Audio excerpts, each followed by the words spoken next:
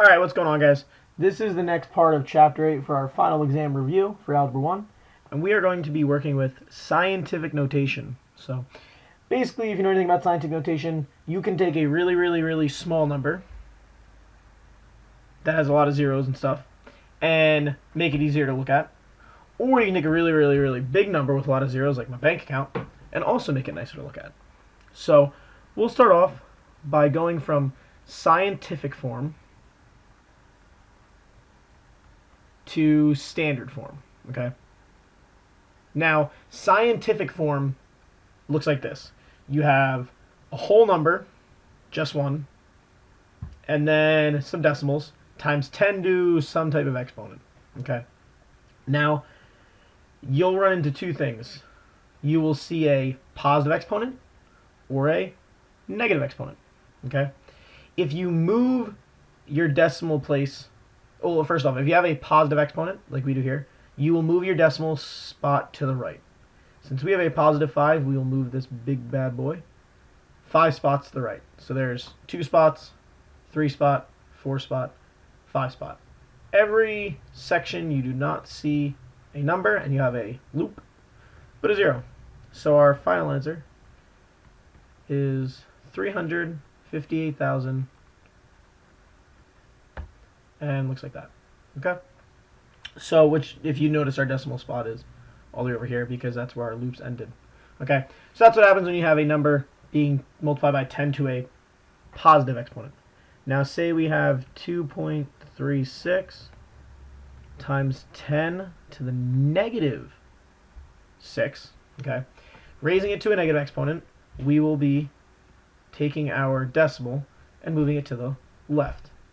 1, 2, 3, 4, 5, 6.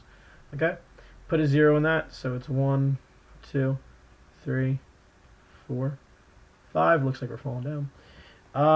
And to rewrite over here, it's equal to 0.0000236. Okay, so 1, 2, 3, 4, 5 zeros, 6. That's taking it from scientific form to standard form. Okay. The other way you can do it is if you look at my bank account, it looks something like this. And we'll take 3 more zeros. Okay. And it has a little decimal spot down here at the end. Okay. Now, I don't like to look at these many numbers because it hurts my eyes. So what we like to do as mathematicians and scientists and fancy people, we want to make this easier to read. So we're going to take our decimal and we need to move it over to the left since we're dealing with a big number until we only have one number to the left of our decimal spot, which is right here, since there's only one number to the left of it. Now in scientific notation, you're going to write every integer until you get to your whole bunch of zeros, which we have here. Okay? And the amount of times we moved our decimal spot over was 1, 2, 3, 4, 5, 6, 7, 8, 9. So we're multiplying that by 10 to the 9th.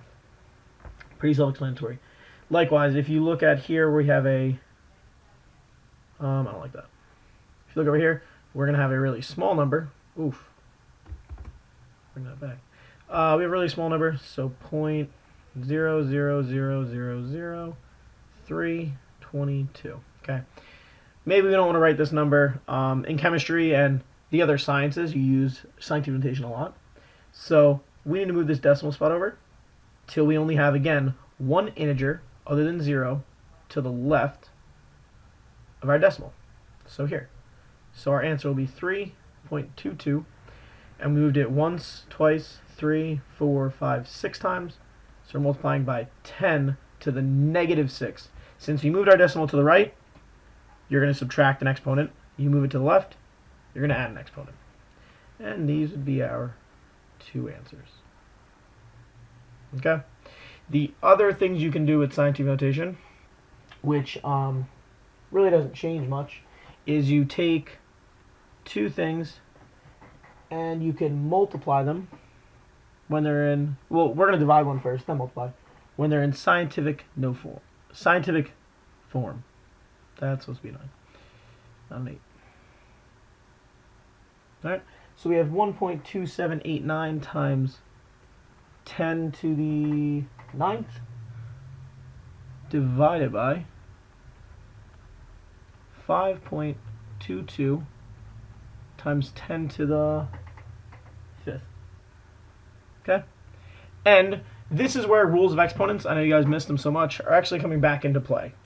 The way you do this is divide both parts of your scientific form, or scientific notation, separately. So we're going to divide the number part, 1.2789, divided by 5.22, which comes out to 0.245.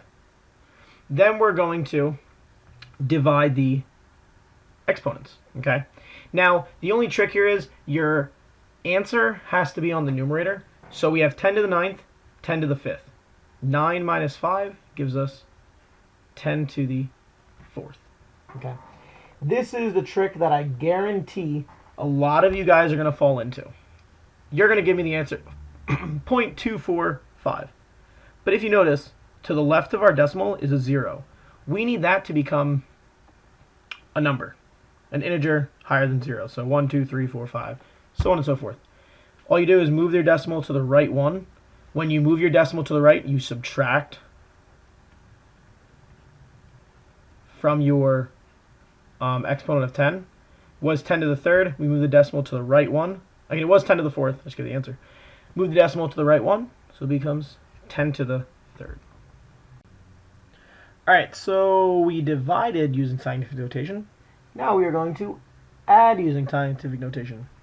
We are going to add, not a line, or not even add, we're going to multiply 5 times 10 to the negative 8th multiplied by 2.9. Well, I'll put parentheses so it's cooler looking. 2.9 times 10 to the 2nd. Close parentheses. Alright, two parentheses next to each other implies multiplication. Just like division, multiply the number parts. 5 times 2.9, and we are going to get 14.5. Then we are going to multiply the tens. Since they're the same base, we will add exponents. Negative 8 plus 2, 10 to the negative 6th. Okay. Again, just like in this last problem, a lot of kids would be done here. But if you notice, to the left of our decimal spot, we actually have two numbers. So we need to move our decimal 1 to the left. When you move your decimal 1 to the left, you add 1 to your power of 10.